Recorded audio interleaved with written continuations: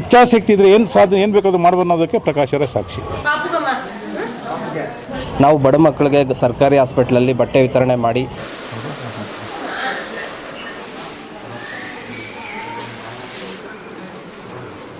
S Aquatech RO water purifiers ಅಂತ ಹೇಳ್ಬಿಟ್ಟು wholesale ದರದಲ್ಲಿ ಚಿಕ್ಕಬಳ್ಳಾಪುರದಲ್ಲಿ ಪ್ರಪ್ರಥಮ ಬಾರಿಗೆ 5,500ಕ್ಕೆ ವಾಟರ್ ಪ್ಯೂರಿಫೈರ್ ಲಭ್ಯ ಇದೆ. 5,500 ಇಂದ ಇಲ್ಲಿ ನಮ್ಮ ಅಂಗಡಿಯಲ್ಲಿ ಆರ್ಒ UV UF TDS ಖಾಲಿ 5,500ಕ್ಕೆ ಬರುತ್ತೆ. ನಮ್ಮ ಅಂಗಡಿಯಲ್ಲಿ ಬನ್ನಿ. ನಮ್ಮ ಲೊಕೇಶನ್ ಬಂದು S Aquatech Canara bank opposite ಅಲ್ಲಿ ಆಂಬೂರ್ ದಮ್ ಬಿರಿಯಾನಿ ಪಕ್ಕದ ರೋಡಲ್ಲಿ 2ನೇ ಅಂಗಡಿ ಬರುತ್ತೆ. ಇವತ್ತು ಸರ್ಕಾರಿ ಆಸ್ಪತ್ರೆ ಅಂದರೆ ಎಲ್ಲ ಬಡ ಮಕ್ಕಳು ಸೇರೋಂಥದ್ದು, ಬಡವರು ಸೇರೋಂಥದ್ದು, ಅವರಿಗೆ ಯಾವುದೇ ರೀತಿಯ ಸವಲತ್ತಿರಲ್ಲ.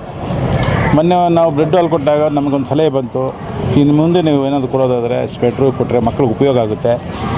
ನೀವು ಯಾರು ಬರ್ತಾ ಮಾಡ್ತೇವೆ ಅವ್ರಿಗೂ ಒಂದು ಸ್ವಲ್ಪ ಜೀವನದಲ್ಲಿ ಒಂದು ಒಳ್ಳೆ ಸಾಧನೆ ಒಳ್ಳೆ ಕೆಲಸ. ಅದು ವಿಶೇಷವಾಗಿ ಸರ್ಕಾರಿ ಆಸ್ಪತ್ರೆ. ಬೇರೆ ಆಸ್ಪತ್ರೆಗಳಾದರೆ ಸಾಹುಕಾರರು ಇರ್ತಾರೆ, ಎಲ್ಲರೂ ಇರ್ತಾರೆ, ಅವ್ರಿಗೇನು ಇದು ಅವಶ್ಯಕತೆ ಇರೋಲ್ಲ.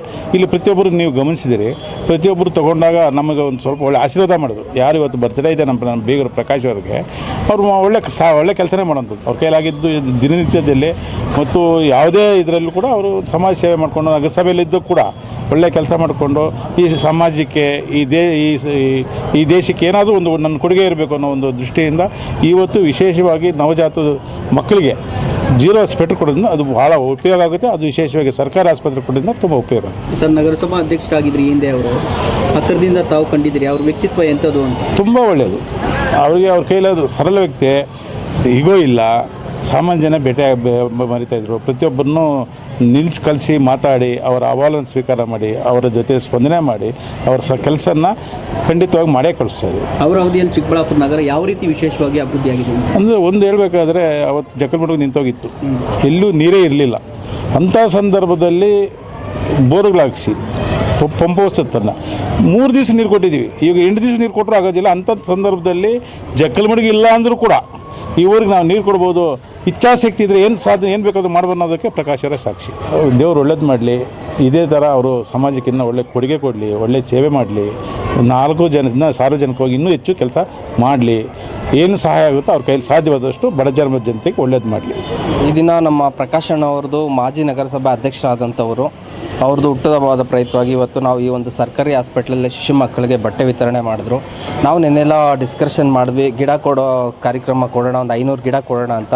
ಈಗಾಗಲೇ ಅವ್ರ ಮನೆಯಲ್ಲೂ ಕೂಡ 3 ಜನ ಡಾಕ್ಟರ್ ವೃತ್ತಿನ ಮಾಡ್ತಿದ್ದಾರೆ. ಡಾಕ್ಟರ್ ಅಕ್ಷಯ್ ರಾಜ್ ಇರ್ಬೋದು, ಡಾಕ್ಟರ್ ಮೇಘನಾ ಇರ್ಬೋದು, ಅವ್ರ ಮಗಳು ಕೂಡ ವೃತ್ತಿ ಮಾಡ್ತಾ ಇದ್ದಾರೆ. ಈಗ ಅವರು ಸಮಾಜಕ್ಕೆ ಏನು ಕೊಡುಗೆ ಕೊಡಬೇಕು ಅಂತಕ್ಕಂಥದ್ದು ಅವಧಿಯಲ್ಲಿ ಮಾತಾಡಿದಾಗ ಹೇಳಿದ್ರು, ನಾವು ಬಡ ಮಕ್ಕಳಿಗೆ ಸರ್ಕಾರಿ ಹಾಸ್ಪಿಟ್ಲಲ್ಲಿ ಬಟ್ಟೆ ವಿತರಣೆ ಮಾಡಿ ಅವರಿಗೆ ಮುಂದಿನ ದಿನಗಳಲ್ಲಿ ನಾವು ಇನ್ನೂ ಒಂದು ಸ್ವಲ್ಪ ಹೆಲ್ಪ್ ಮಾಡೋಣ. ಮಕ್ಕಳಿಗೆ, ಬಡ ಮಕ್ಕಳಿದ್ದಾರೆ, ನಮ್ಮ ಮನೆಯಲ್ಲಿ ಡಾಕ್ಟರ್ಸ್ ಇದ್ದಾರೆ, ಅವರು ಸೇವೆ ಮಾಡ್ತಿದ್ದಾರೆ. ಅವ್ರಿಗಿನ್ನ ಮುಂದಿನ ದಿನಗಳಲ್ಲಿ ಆರೋಗ್ಯ ಐಶ್ವರ್ಯ ಕೊಟ್ಟು ಅವ್ರಿಗೆ ಒಳ್ಳೆಯದಾಗಲಿ ಅಂತೇಳಿ ನಾವು ಈ ಮಾದರಿಯ ಈ ಮಣ್ಣಿನ ಮಗ ಅವರು ಪ್ರಕಾಶಣ್ಣ ಅಂತ ಹೇಳ್ತಾ ಅವ್ರಿಗೆ ಹುಟ್ಟುಹಬ್ಬದ ಶುಭಾಶಯಗಳು. ಅವ್ರ ತಂದೆ ಆದಂಥ ಮುನಿಯಪ್ಪಣ್ಣವರು ಮತ್ತು ಅವ್ರ ಬೀಗರಾದಂಥ ಬೈರೇಗೌಡಣ್ಣವರು ಎಲ್ಲರೂ ಕುಟುಂಬದವರು ಸೇರಿ ಅವ್ರಿಗೆ ಬಟ್ಟೆ ವಿತರಣೆ ಮಾಡಿ ಇವತ್ತು ಅವ್ರಿಗೆ ಹುಟ್ಟುಹಬ್ಬದ ಶುಭಾಶಯಗಳನ್ನು ಕೋರ್ತಿದ್ದೀವಿ ಸರ್. ಅವರೊಂದು ಕಾರ್ಯ ಯಾವ ರೀತಿ ಅನಿಸುತ್ತೆ ನಿಮಗೆ ಸರ್? ಸಮಾಜ ಸೇವೆ ಎಲ್ಲರಿಗೂ ಮಾಡೋದಕ್ಕೆ ಅವಕಾಶ ಸಿಗೋದಿಲ್ಲ ಸರ್. ಈಗ 100 ಜನದಲ್ಲಿ 10 ಜನಕ್ಕೆ ಮಾತ್ರ ಈ ಅವಕಾಶ ಸಿಗುತ್ತೆ. ಭಗವಂತ ಅವ್ರಿಗೆ ಆ ಒಂದು ಧೈರ್ಯ ಶಕ್ತಿ ಕೊಟ್ಟಿದ್ದಾರೆ. ಇನ್ನು ಮುಂದಿನ ದಿನಗಳಲ್ಲಿ ಅವ್ರು ಈ ಕಾರ್ಯಕ್ರಮ ಮಾಡಲಿ ಅಂತಲೇ ನಾವು ಭಾವಿಸ್ತೀವಿ.